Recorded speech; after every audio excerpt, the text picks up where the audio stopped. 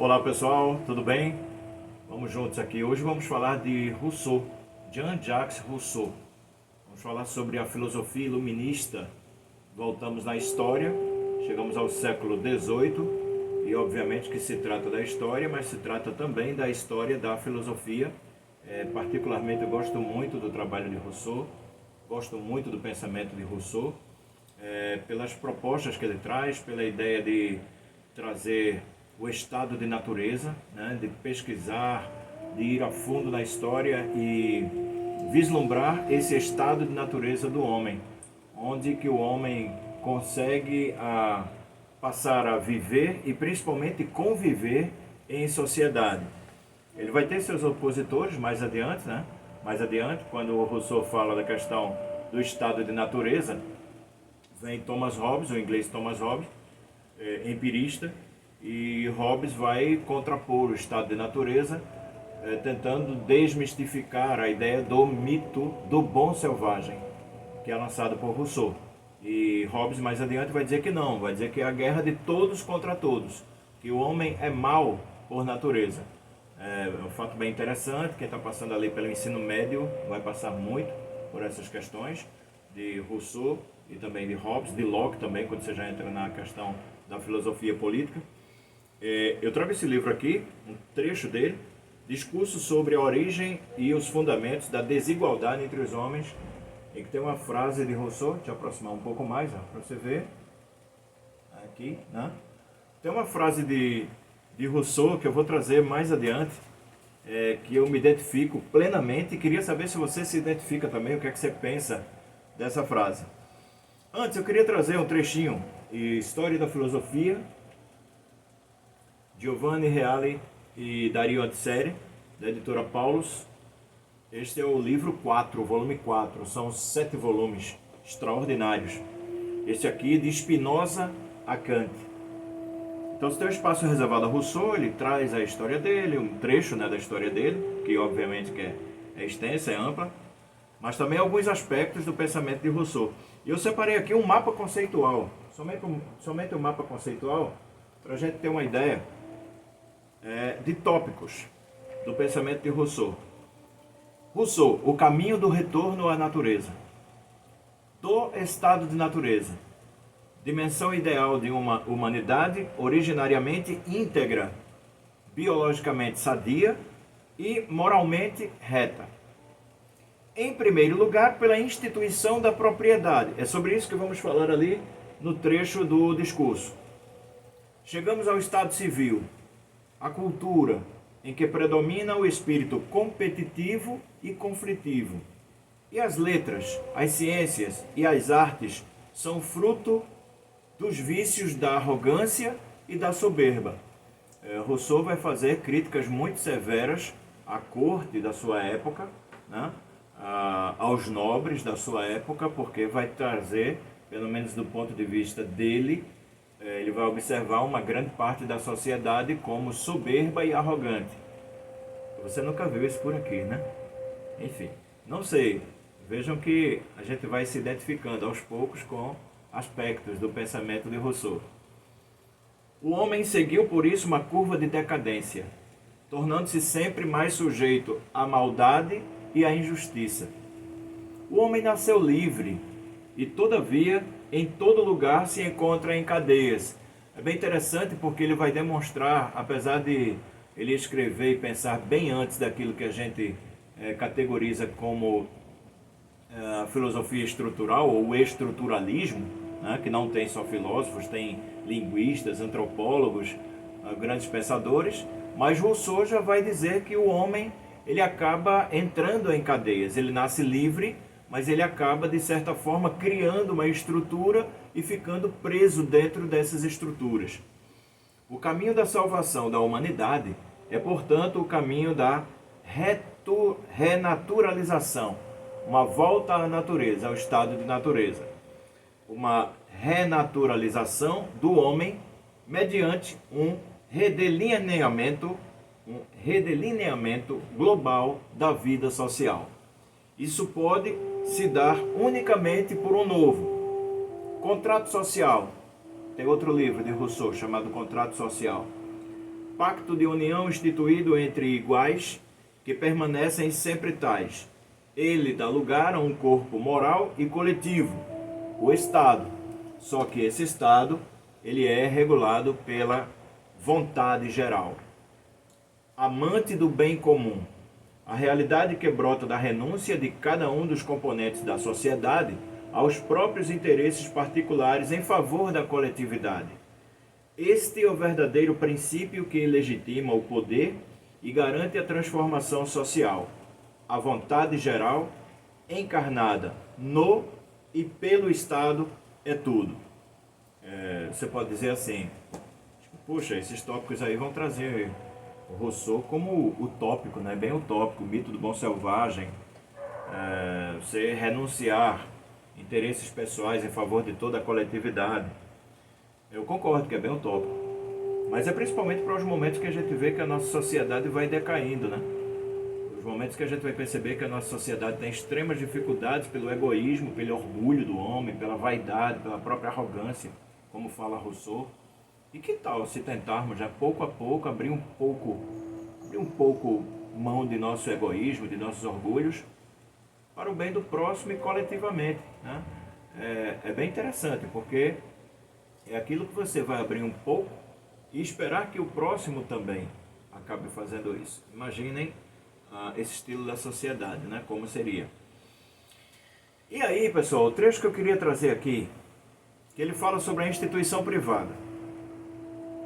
Está no discurso sobre a origem e os fundamentos da desigualdade entre os homens.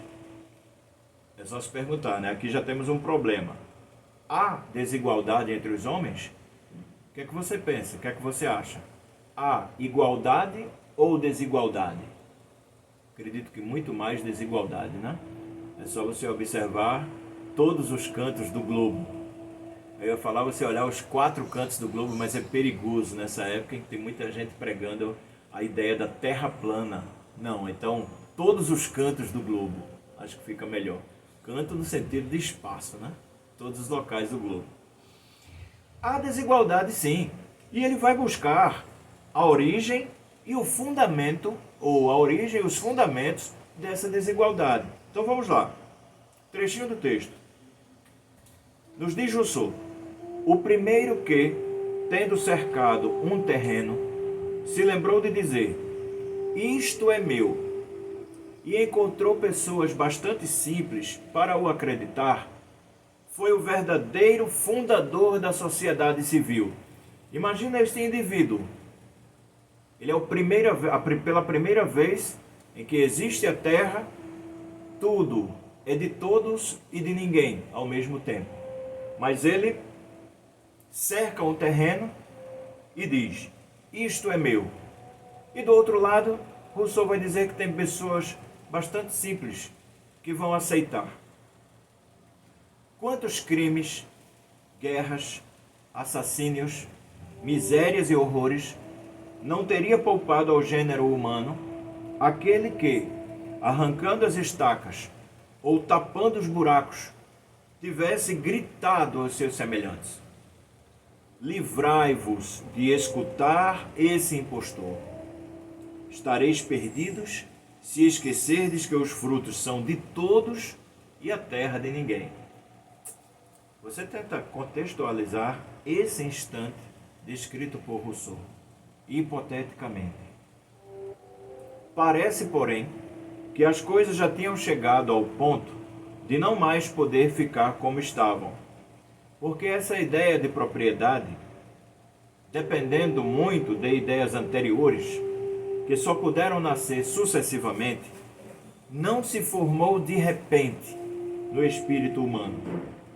Foi preciso fazer muitos progressos, adquirir muita indústria e luzes, transmiti-las e aumentá-las de idade em idade, antes de chegar a este último termo do estado de natureza. Retomemos, pois, as coisas de mais alto e tratemos de reunir, sob um só ponto de vista, essa lenta sucessão de acontecimentos e de conhecimentos na sua ordem mais natural. Ele pede uma reflexão, ele pede para observarmos como é que chegamos no ponto atual. E vejam que ele fala do alto do século XVIII, né? Já estamos no século XXI. E na sua opinião, a vida em sociedade, ela melhora ou ela piora? Apesar de avançarmos tanto tecnologicamente, mas do ponto de vista humanitário, será que todos também avançaram tecnologicamente? Será que todos têm condição para obter aquilo que tantos têm em excesso, em demasia? Para fazermos reflexões, né? O livro é esse aqui, vou ler só um trecho. Discurso sobre a origem e os fundamentos da desigualdade entre os homens. Mas no final, tem uma cronologia aqui do professor Franz Mar Costa Lima, que eu acho bem interessante da gente passar, para contextualizar um pouco mais sobre Rousseau, que é o seguinte, sobre Rousseau e sua época, né? Vamos lá. 1712, nasce em Genebra, a 28 de junho, Jean-Jacques Rousseau. Suzanne Bernard, mãe de Rousseau, morre em 7 de julho. Berkeley escreve diálogos entre Hylas e Philonous. Em 1713, nasce Diderot, filósofo também muito importante para a época, né? Escritor da enciclopédia. Em 1714, Leibniz, outro gigante da filosofia, escreve a Monadologia. Em 1719, Daniel Defoe publica Robinson Crusoe, ali na infância, não sei se vocês leram. História super interessante e que traz aspectos também mentais. Interessante a relação, e filosóficos também, né? Interessante a relação com o outro. A vida do Robinson Crusoe até o momento em que ele está sozinho na ilha, e a sua vida não é nem a partir do momento que surge o outro, mas a partir do momento em que há uma perspectiva de surgir o outro. E é interessante essa nossa relação do Robinson Crusoe, que a gente vai perceber que o nome que Robinson Crusoe dá ao seu novo companheiro de ilha é um nome que ele imaginou. Sexta-feira, ele vai chamá-lo de sexta-feira. Quantas vezes nós não fazemos isso? Imaginamos o outro conforme a nossa perspectiva, conforme a nossa visão. É um livro muito filosófico, muito legal. Acho que vou reler mais adiante. Acho que eu tenho ele aqui e devo passar para vocês em um próximo vídeo. 1722, Rousseau muda-se com o pai para Nyon, onde tornam-se pensionistas do ministro Lambertier. Bach, o grande Sebastian Bach, compõe o Cravo Bem Temperado. 1724, nasce em Königsberg, Prússia, simplesmente Immanuel Kant. 1727, morre Sir Isaac Newton, o homem da física clássica, o gigante da física clássica. Aliás, eu falei gigante e lembrei de uma própria frase do Isaac Newton que diz assim, né? Se eu cheguei até aqui foi porque subi nos ombros de gigantes. Espetacular. Em 1728, Rousseau foge de Genebra e encontra a senhora Varens. Converte-se ao catolicismo e abjura em Turim a 21 de abril. Em 1730, viagem à Suíça. Um ano depois, viagem a Paris, em meados de junho e agosto. Entre 1738 e 1739, Rousseau começa a escrever e compõe Magazine des Idées. Em 1739, aqui está escrito em francês, vocês sabem que eu sou péssimo, horrível em francês, né? Em 1739, David Hume publica o Tratado sobre a Natureza Humana. Em 42, Rousseau apresenta à Academia de Ciências o seu Projet concernant de nouveau signes pour la musique. O Tratado de Dinâmica é escrito por D'Alembert. Em 1744, começa a escrever a ópera Les Muses Galantes. Em 45, inicia seu relacionamento com Thérèse Levasseur, com quem terá 5 filhos. A primeira apresentação de sua ópera. Em 49, em resposta ao concurso da Academia de Dijon, Rousseau escreve o discurso sobre as ciências e as artes. Nasce Goethe, o alemão. 1750, o discurso sobre as ciências e as artes é premiado pela Academia de Dijon. Em 52, primeira condenação da enciclopédia de Diderot, de quem Rousseau tornara-se amigo. Em 53, Rousseau se retira para Saint-Germain a fim de meditar sobre o tema proposto pela Academia de Dijon. Qual a origem da desigualdade entre os homens e se tal é autorizada pela lei natural? A partir do discurso publicado sobre essa questão, iniciam-se os escritos políticos de Rousseau. Em visita a Genebra, Rousseau abraça novamente o protestantismo calvinista. Em 55, publicação do discurso sobre a origem e os fundamentos da desigualdade entre os homens. Este livro, obviamente que esta não é esta edição, né? É dedicado à República de Genebra. Morre Montesquieu. Em 1756, nasce Mozart. Em 57, termina de redigir La Nouvelle Héloïse. Inicia seu tratado sobre a educação, Émile, ou Emílio, né, para nós. Em 1762, publica Do Contrato Social, em abril, e o Emílio, em maio. No mesmo ano, 62, publica Emílio do Contrato Social. São condenados e queimados em praça pública, em Genebra, 19 de junho. 1764, Rousseau redige as Confissões.